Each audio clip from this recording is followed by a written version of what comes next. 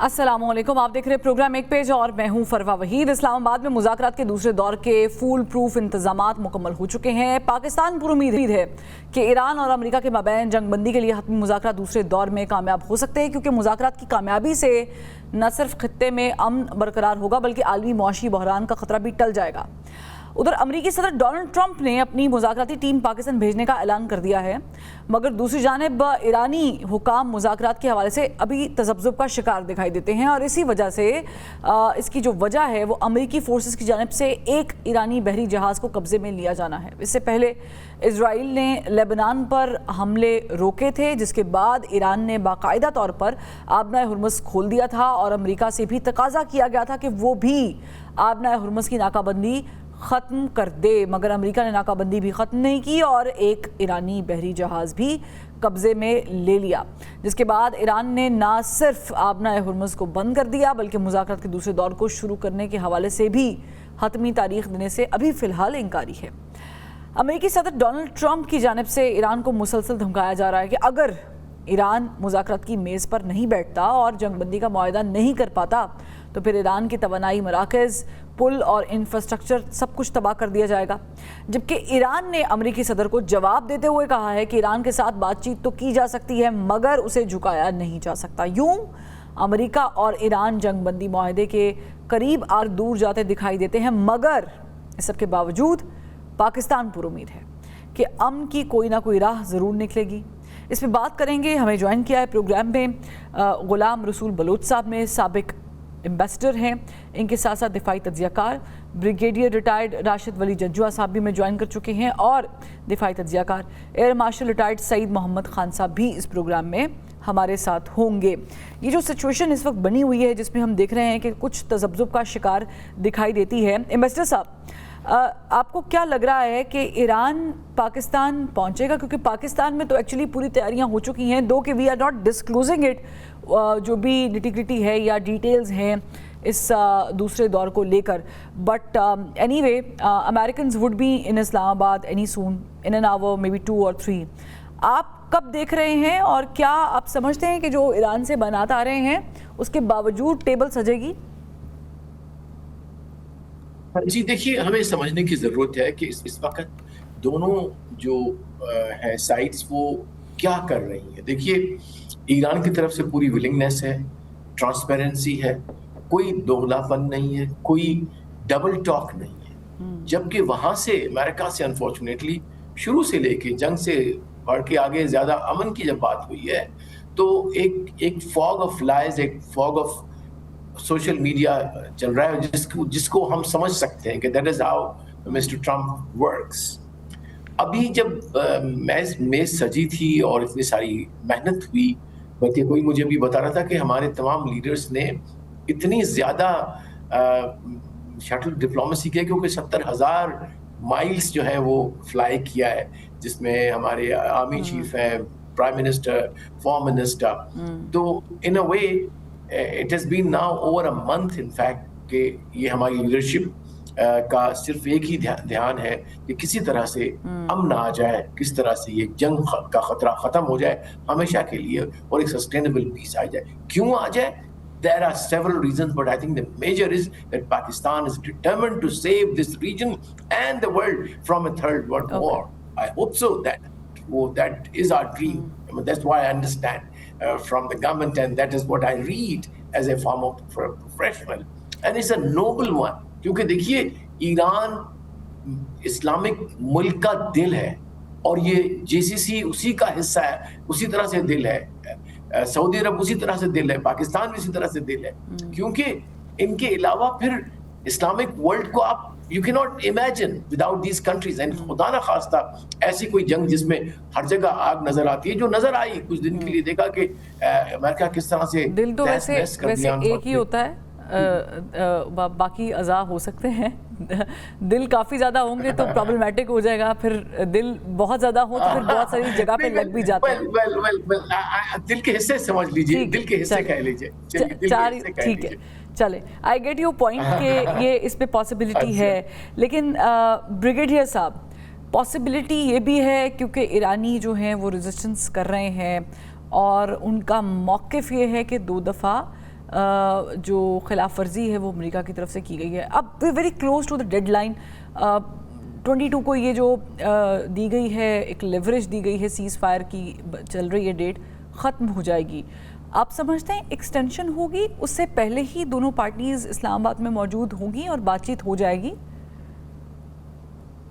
دیکھیے جیسی دونوں پارٹیز یہ جاکنگ فار انفلوئنس کر رہے ہیں تو ایسا لگ رہا ہے کہ دونوں کی ایک اسٹریٹجی ہے ٹو ایگزرٹ میکسیمم پریشر اور پوسچرنگ کریں اور اتنا گین کریں نیگوشیٹنگ ٹیبل پہ کہ وہاں پہ ان کو تاثر نہ ملے ڈومیسٹکلی, ان کی جو الیکٹوریٹ ہے یا ان کی پبلک ہے کہ انہوں نے کوئی ایسی چیز پہ کنسیڈ کیا ہے. In case of Iran sovereignty پہ, in case of United States اس کے پرپورٹڈ جو نیشنل سیکورٹی انٹرسٹس ہیں.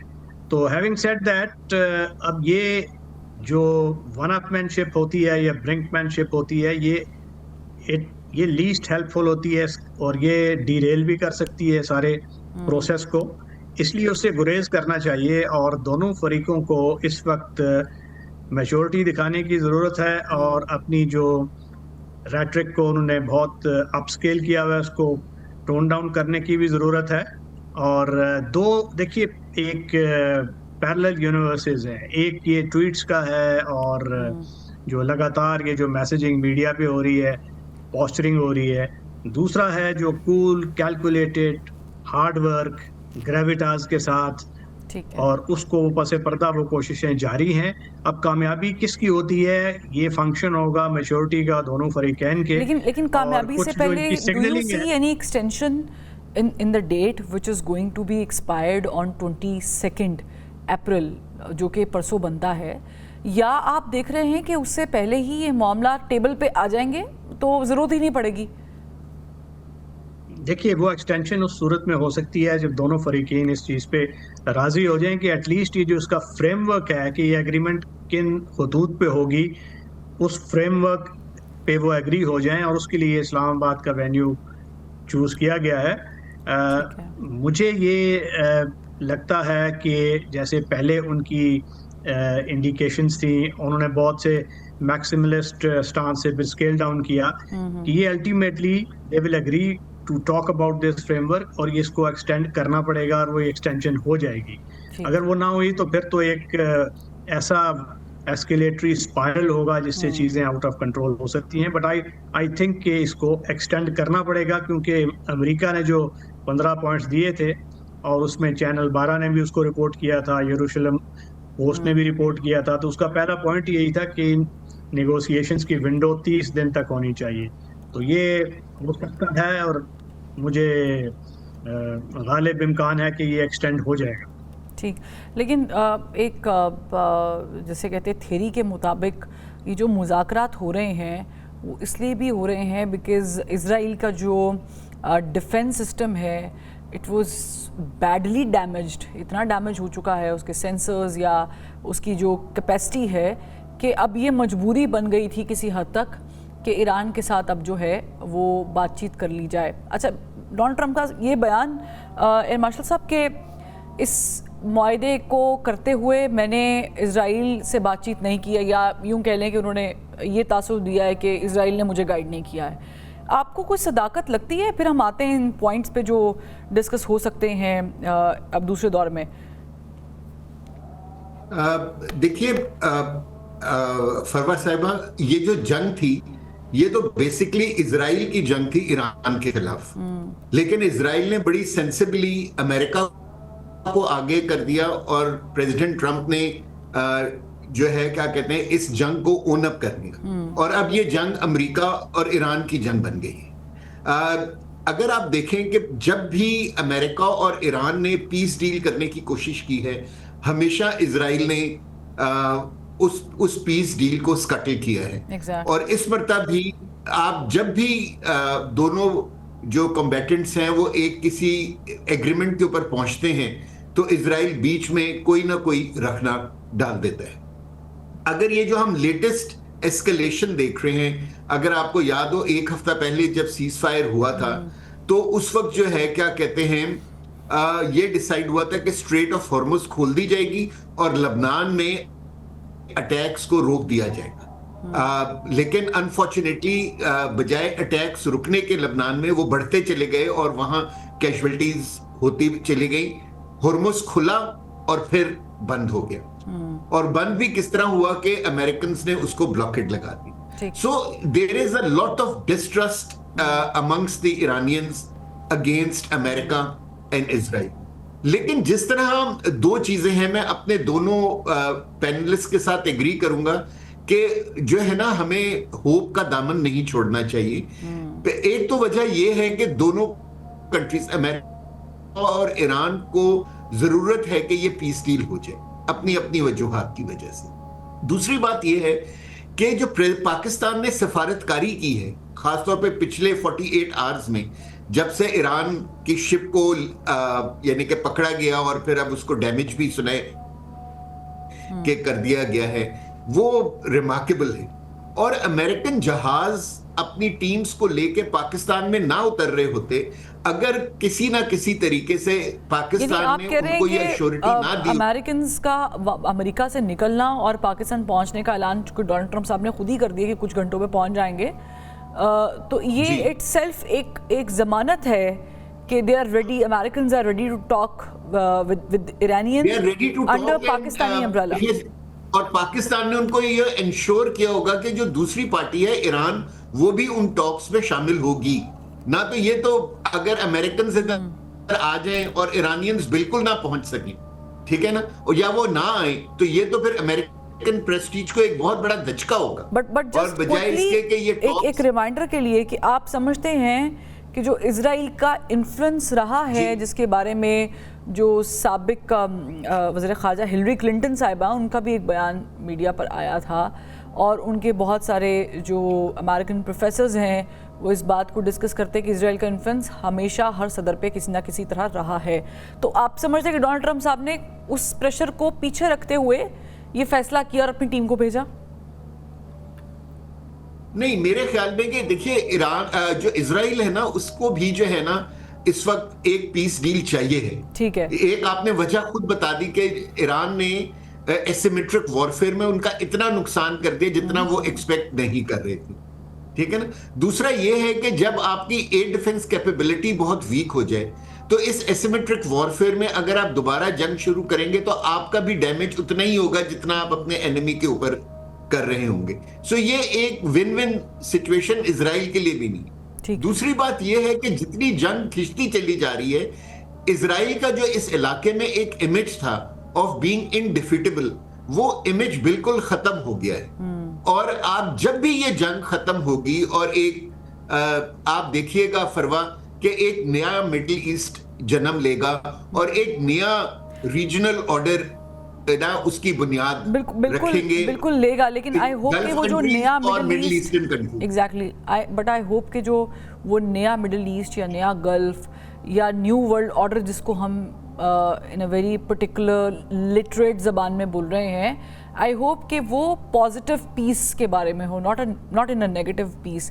کیونکہ اس کا پرابلم یہ ہوگا کہ معاہدہ اگر نیگیٹو بنیادوں پر ہو جاتا ہے, that is not going to sustain any more for a longer run, اور اس پہ بھی کانسیکوینسز ہوں گے. So we need to understand کہ اگر پاکستان میڈیٹ کر رہا ہے تو Pakistan wants to make sure کہ دونوں پارٹیز اپنے اپنے حصے کی جو اصولی چیزیں ہیں وہ لیں تاکہ خطے میں جو بہتری ہے وہ. اسی کے پیش نظر جو خبر آج ہم دیکھ بھی رہے تھے, ڈسکس بھی کر رہے تھے کہ پاکستان جو ہے وہ اب ایکچولی میں جو ایران ریلوے ٹریک ہے اس کی جلدی سے انوگریشن کی بھی بات کر رہا ہے. حنیف عباسی صاحب کا بیان آپ نے آج دیکھا ہوگا, which means Pakistan is fully prepared to move a step forward. But ambassador صاحب, بریک پہ جانے سے پہلے آپ سے سوال کرتی ہوں, باقی سب سے بھی یہ سوال ہے, بٹ آپ سے آغاز یہ ہے کہ J D Vance, it's very important that he was there in the last round. Now if he would be in the second round اور ان کی کیپیسٹی اور سارا کچھ ہمیں پتہ ہے, تو آپ سمجھتے ہیں کہ چیزیں پازیٹیو اینڈ پر ختم ہو جائیں گی اور پھر وہ چیزیں جو بون آف کنٹینشن ہے جس میں اسٹریٹ آف ہرمز ہے اس کا کیا بنے گا؟ دیکھیے, پہلی بات تو ہمیں سمجھنے کی ضرورت ہے اور ऑडियंस के लिए ज़रूरी कि उसको दोहराया जाए अगर कहीं भी गई है, कि जो पाकिस्तान कर रहा है वो it has initiated a process of peace, it is not an event as we keep saying. और ये प्रोसेस ऐसा है जिसमें 50 साल पुरानी दुश्मनी है, बल्कि जंग भी लड़ी उन्होंने, एक भी नहीं बहुत सारी। तो it will take some time and this is what we expect. मैं तो ये भी कहता हूं कि अगर इस दूसरे दौर में भी कोई ऐसा डिक्लेरेशन कॉमन नहीं आता, even then I would say no, we have moved forward. The very fact that the parties sat together, they knew where they stand on all these issues. लेकिन मेरा अगेन ऑप्टिमिज्म ये है कि जो 3-4 अहम नुक्ते जिनके ऊपर उनके डिस्कशन है, जिसमें आपने कहा स्टेट ऑफ हॉर्मोज, डेफिनेटली वो उसका एक फ्रेमवर्क बनेगा और उसमें in principle Iran does agree. और शायद आपको पता होगा और हमारे और वो जो प्रिंसिपल की बात कर रहे हैं, because Iran wants to have a tax on that, आप समझते हैं कि would that be tax free और somebody the third party would take it off? They have never made it into a office policy, their official policy. हम अभी framework की बात कर रहे हैं। मैं जो बात कर रहा था कि वो उसका जो इंटेंशन है कि फ्रेमवर्क होना चाहिए, इसलिए उसका इंडिकेशन मिलता है कि जब ये जंग चल रही थी, there was a formal negotiation between Oman and Iran to come up with a combined framework how to regulate the traffic of the ships from here. तो अब ये होगा कि सस्टेनेबल बनाने के लिए जेसीसी भी उसमें हिस्सा होगा, पाकिस्तान भी होगा, चाइना भी होगा, क्योंकि उसका भी 70-80% वहां से आता है। Exactly. और इसी तरह से बाकी जो कंट्रीज कंसर्न है, सऊदी अरब का बड़ा उसमें हाथ होगा। So now what will happen is कि जब ये जंग के जो फ्लेयर्स हैं उनको हम जब बुझा देते हैं, उसके बाद एक प्रोसेस ब्रॉडर होगा, जिसके लिए भी पाकिस्तान एक लिहाज से एम्बिशियस है कि कोई ऐसा बने कि जिसमें तमाम ये लीडर्स यहाँ पे आए और एक very what is called big bargain हो इस खत्ते में। भारत जंगे नहीं होने चाहिए। Israel remains a big question, but if all these states, तमाम की तमाम खत्ते की अपने जितने भी इख्तलाफात हटा के एक फ्रेमवर्क बनाते हैं, तो nobody will impose its own order। ये एक प्रिंसिपल है। और उस फ्रेमवर्क पे ही तो इनिशियली टेक्निकल टीम जो दोनों तरफ से, if you do not have your order, somebody will put an order and impose on you। तो अब वक्त आ गया है कि मिडिल ईस्ट में एक मिडिल ईस्टर्न जो है वो ऑर्डर आना चाहिए, जो कि उनके इंटरेस्ट को रखे, बाहर के लोगों को इंटरेस्ट जो है उनको बाहर करना पड़ेगा।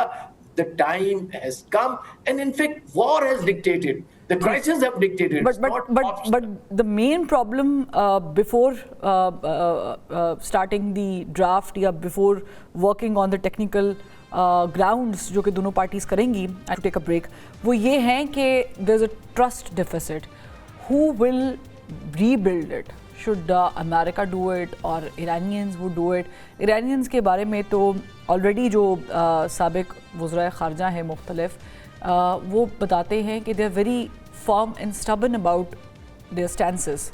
So how come कि ये जो चीज़ें कंपाइल हो रही हैं ये कैसे होंगी? स्पेशली एक और सवाल जो कि हम अपने पैनलिस्ट से करेंगे, ब्रिगेडियर साहब से भी आगाज़ करेंगे, कि मिज़ल्स के ऊपर तो GCC का भी एक कंसेंट है, तो फिर ईरान उसको कैसे देखेगा? एक ब्रेक के बाद। Welcome back. ब्रिगेडियर साहब, हम जो हैं पॉइंट्स ऑफ फ्रिक्शन डिस्कस कर रहे थे, उसमें से एक बैलिस्टिक मिसाइल्स की रेंज भी है, जिस पे आपको पता है कि यूएई का भी एक मौक़िफ़ है, which is probably as important as Iranians have. तो उसमें भी उनका मौक़िफ़ जो है मोर और लेस अमेरिकन मौक़िफ़ ही है कि उनकी मिसाइल्स की जो बैलिस्टिक मिसाइल्स की रेंज है उसको कितना होना चाहिए। जीसीसी का भी ज़रा से पूरा इत्तेफाक तो है, किसी न किसी हद तक मुख्तलिफ आरा आ रही हैं। How do you see that कि ईरान इस पे कितना काम करेगा, या ईरान जब अब की बार बैठेगा, अगर बैठेगा तो, क्योंकि अभी तक तो कंफर्मेशन बहुत सारी आ नहीं रही चीज़ों की, तो क्या ये जो पॉइंट है इस पे कोई लचक दिखाई जा सकती है या ये नहीं होगा? देखिए, ईरान के चांसेस तो यही है कि वो बैठेगा, क्योंकि पहले भी उसने एक मैक्सिमलिस्ट पोजीशन ली थी। मगर आपको याद होगा कि वो सदरन लेबनान पे उसने कहा था सीज फायर नहीं होगा तो मैं नहीं आऊँगा, तो उसके बावजूद वो लोग आए। और दूसरा ये उन्होंने ये भी कहा था कि हम उस वक्त तक जब तक कोई ट्रूस नहीं हो जाता और सीज फायर जब उस वक्त तक जब तक परमानेंट नहीं होता तो हम टेम्परेरी नहीं करेंगे, तो तब भी वो आ गए थे। तो वो प्रैग्मेटिक लोग हैं, आई एम श्योर वो पोस्चरिंग कर रहे हैं, लेवरेजिंग कर रहे हैं, आएंगे जरूर। और जहाँ तक मिसाइल्स का ताल्लुक है तो देखिए जीसीसी ममालिक के लिए जो ईरान के मिसाइल्स हैं वो तो रेंज और उसकी जो लीथैलिटी है या MIR वीड जो उसकी कैपेसिटी है उसको वो कोई कदगन इस वक्त मैं नहीं समझता कि वो लग सकती है प्रैक्टिकली, क्योंकि they are in very close geographic proximity. America को जो खदशा है वो ईरान के जो इजराइल को टारगेट करता है, exactly for Israel and also for US mainland कि ICBM ना कहीं बना लें, जो कि अमेरिका को भी करे। और ये वो खतरात हैं जिसको आई थिंक उस पर वो बात करना चाहते हैं बैलिस्टिक मिसाइल पे, और उस पर बात हो सकती है।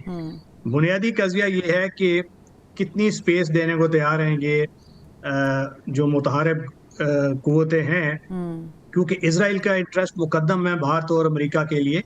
और अमेरिका अगर ये चाहेगा कि वो निगोशिएटिंग टेबल पे इसको बार्गेन कर सकता है उन मुंजमद असासों के एवज जो ईरान के हैं मुख्तलिफ ममालिक में, लग्जमबर्ग में, भारत में, चीन में, कतर में, क्या उनके बदले जो है वो इसको डील अप किया जा सकता है?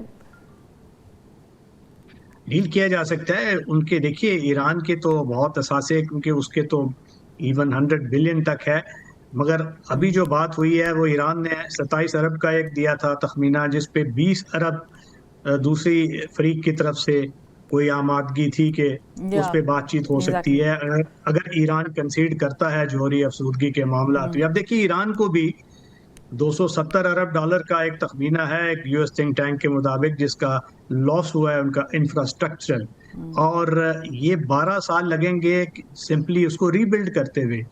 तो इनकी भी काफ़ी अभी कॉस्ट बेनिफिट इक्वेशन में इन्होंने देखना है कि इसको कनेक्ट करने का इंटरनेशनल सिस्टम के साथ कितना फ़ायदा है।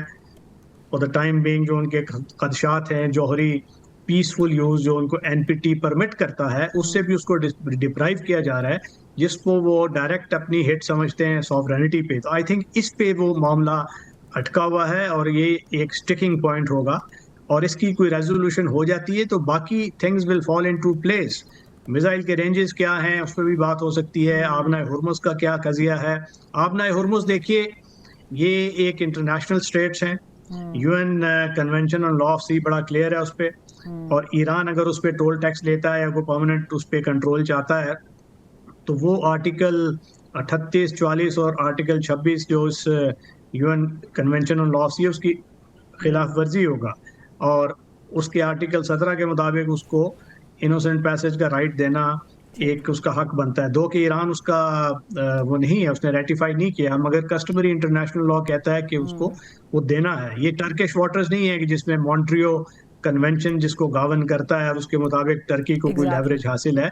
इस तरह अगर आबनाए मलाका और आबनाए जो सिंगापुर है उसमें भी वो ममालिक उस पर रोकेंगे तो ये दुनिया नहीं मानेगी, इस पे ईरानियंस को कंसीड करना पड़े। और मेरा ख्याल है दे आर प्रैग्मेटिक इनफ, ये एज एन एसिमेट्रिक टैक्टिक्स इस्तेमाल कर रहे थे आबनाए हुर्मुज़ को कंट्रोल करना, क्योंकि उनकी बका की ये जंग थी, उन पे जंग बट ये भी एक एंगल जरूरी था इस वॉर में, क्योंकि लास्ट जून में उन्होंने ऐसा नहीं किया था तो नुकसान भी उठाया था और फेस सेविंग के लिए ज़ाहिर है कि जो कुछ हुआ वो हमने देखा।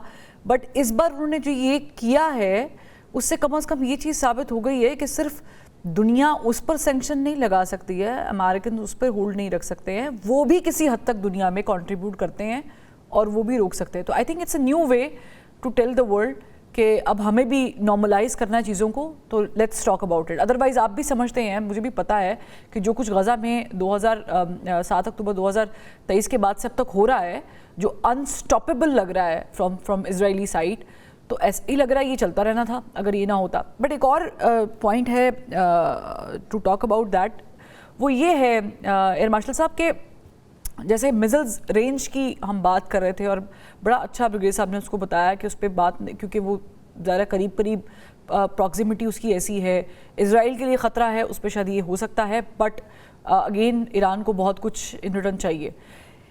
क्या आप समझते हैं कि अलॉन्ग विद मिसाइल्स, क्योंकि यूरेनियम इनरिचमेंट जो है उस पर तो शायद गिव अप करने के लिए किसी ना किसी हद तक या उसको ट्रांसफ़र करने के लिए ईरान माना हुआ है, बट प्रॉक्सी ग्रुप्स जो हैं, आप इसको कैसे देखते हैं? क्या ईरान इस मौक़िफ़ से भी थोड़ा सा लचक दिखाएगा या नहीं?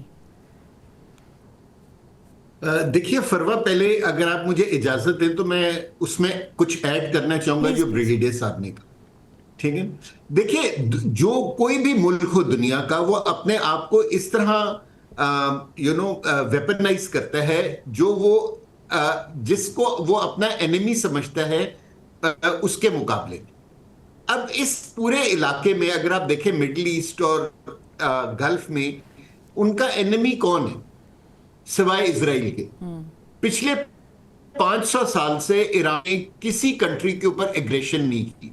ठीक है, 100 साल की हिस्ट्री ले, अभी नहीं देखेंगे ईरान ने किसी के ऊपर कोई आप और हम उसको एनिमी के तौर पे समझते हैं, वो वेस्टर्न कंट्रीज या अमेरिकन उसको समझते हैं। It's for a balance. मुझे इजाजत जी मेरी आप अगर आप काइंडली मेरी लॉजिक सुन लीजिए। और 2025 में इजराइल ने कंट्रीज को हिट किया है, ठीक, यानी कि उन्होंने एग्रेशन या उन्होंने 6 कंट्रीज को ओनली इन 2025।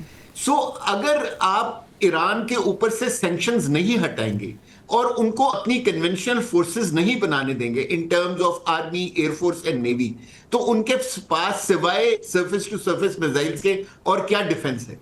कोई नहीं। और देखिए, 27 फरवरी से पहले हम में से कोई नहीं सोच रहा था कि ऐसी मिट्रिक वॉरफेयर भी इतनी इफेक्टिव हो सकती है, ठीक है ना? सो जब अब ईरान को यह पता चल गया है कि जी कि मैंने एक ऐसी टेक्नोलॉजी पे पिछले 30 से 40 साल में काम किया है जो इस इलाके में मेरी साख को बरकरार रख सकती है, तो वो बिल्कुल उसको गिव अप करने के लिए कभी तैयार नहीं होगा।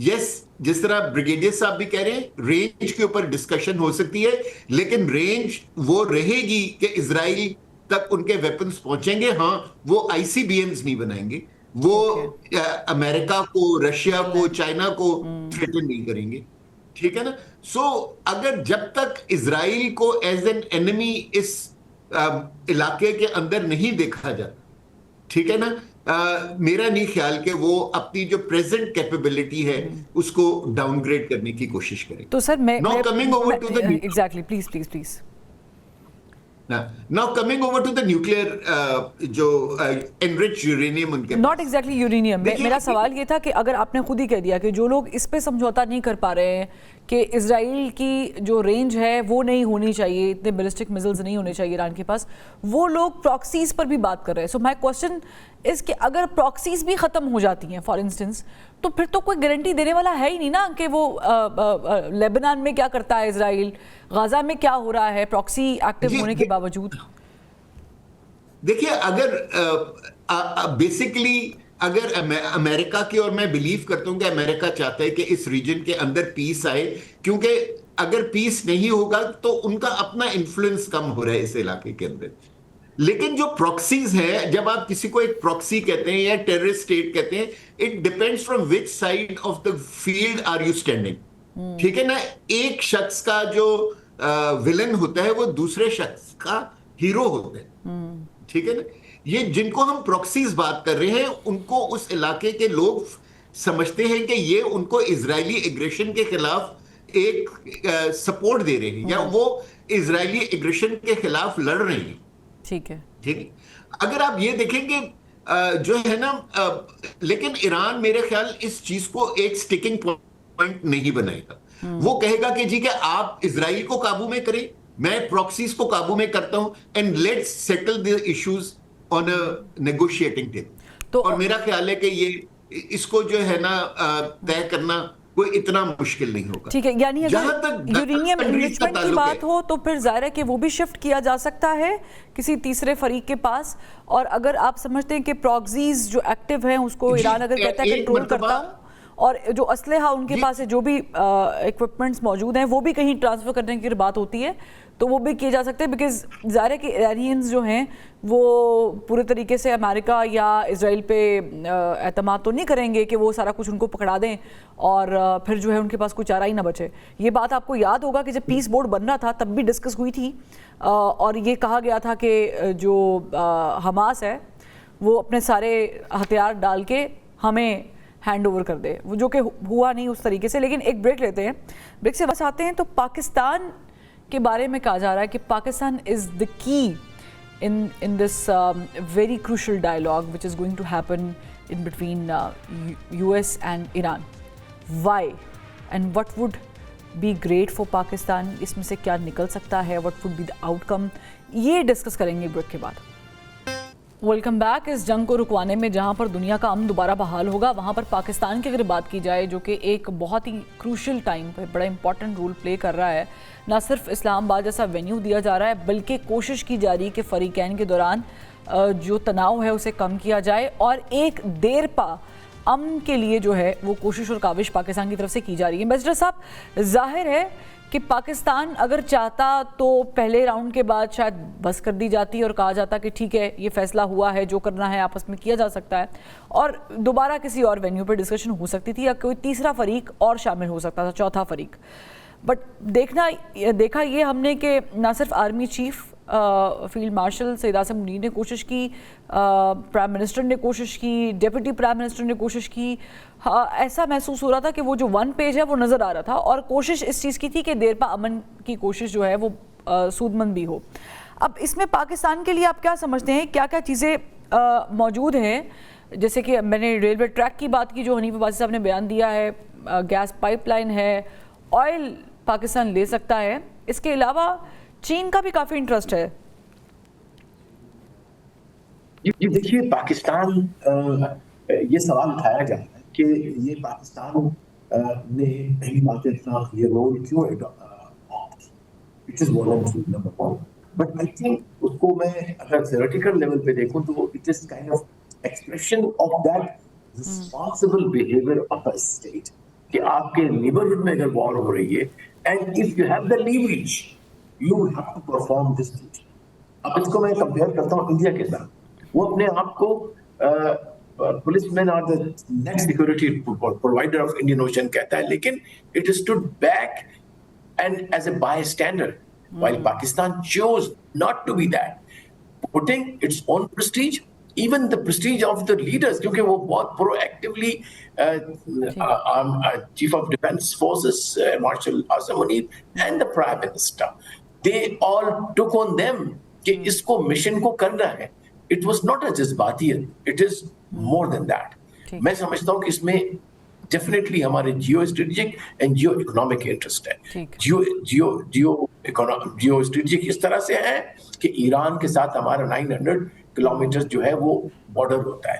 اور ایک چیز ہمیں سمجھنی چاہیے کہ اصل میں یہ جنگ نتنیاہو نے کیوں منور کی, اصل میں ان کا یہی تھا objective that Iran should become Syria, Syrianization of so that they can attack Pakistan on in next episode. جی میں I'm running out of time, میں معذرت چاہوں گی, میں باقی دونوں ختم کر اس پوائنٹ کو ختم کر, آپ بولیں گے تو I won't be able to finish it. ختم کروں پوائنٹ کو کہ یہ بہت خطرناک ہوتا ہے اسٹریٹجیکلی ہمارے لیے کہ اگر ایران ڈس فنکشنل ہو جاتا تو اسرائیل would be on our borders. So I think this is one. Second, یہ جو ایران کے پاس جو اتنے وسائل ہیں, it is are natural for us to be benefiting from them. Gas ہے, آئل ہے, اور ٹرانسپورٹیشن ہے ہی نہیں. ایران بذات خود ایک بہت بڑی مارکیٹ ہے. تو ہینس پروفڈ کہ دیوار کے ساتھ دیوار لگنے کا فائدہ ہے بہت زیادہ پاکستان کو, and we need to take advantage. Brigade صاحب, آپ کا کیا پوائنٹ ہے اس پر, آپ کیا کہیں گے؟ کیونکہ بہت ساری ایسی چیزیں جو پاکستان مل کے کر سکتا ہے, along with that کہ چین بھی یہی چاہتا ہے کہ یہ دونوں ملک مضبوط ہوں. چین سے مشاورت کی گئی ہے لگاتار پاکستان کی جانب سے, اور پاکستان کے دیکھیے سمپلی 3 انٹرسٹ ہیں. ایک تو اس کی ہمارے ساتھ یہ نیبر ہے, सिक्योरिटी स्पिल ओवर होगा। दूसरा, हमारा सऊदी अरेबिया के साथ एक दिफाई मुआहदा है, अगर कोई स्पिल ओवर उधर होता, एक्सपेंशन होती, हम पे प्रॉब्लम होना था। तीसरा, एनर्जी, हम डिपेंडेंट हैं, ऑयल इंपोर्टिंग कंट्रीज हैं और ये जंग हमारे फेवर में नहीं है। और दूसरा, रेमिटेंसेस जो जीसीसी में थे, इस चीज को साइड पे रख दें। आज जो स्टेटमेंट है ईरानियन बकाई साहब, जो फॉरेन मिनिस्ट्री वाले, कि Pakistan is the sole mediator, so that is reflective कि पाकिस्तान हाई मॉरल प्रिंसिपल्स और एक वहां पे खड़ा हुआ है, and not for any transactional advantage, so that is why it is earning plaudits. ठीक, एयर मार्शल साहब, योर पॉइंट ऑफ व्यू। मेरे ख्याल में Pakistan has played a very mature and a very nice role in this region. देखिए, अगर ये जंग फैलती है तो इसमें मुसलमान कंट्रीज ही इफेक्ट होती हैं, जो गल्फ में हैं और ईरान। ये दोनों हमारे ये जो दोनों हैं ये हमारे दोस्त हैं, और इनके दरमियान जो अगर लड़ाई होती तो सबसे ज्यादा नुकसान मुसलमानों का होता।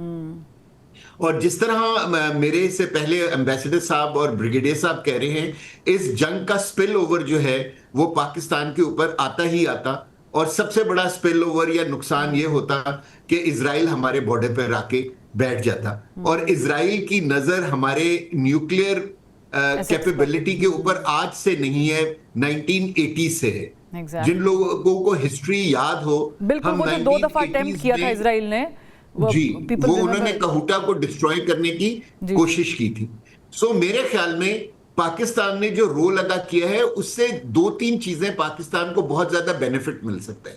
एक तो हमें, यानी कि क्योंकि हमारे ताल्लुकात इस इलाके की सब कंट्रीज के साथ ठीक हो जाएंगे, तो हमें चाहिए कि हम अपनी एक रीजनल अलायंस की बुनियाद रखें और इकोनॉमिक ट्रेड को सबसे ज्यादा बढ़ाएं आपस के अंदर।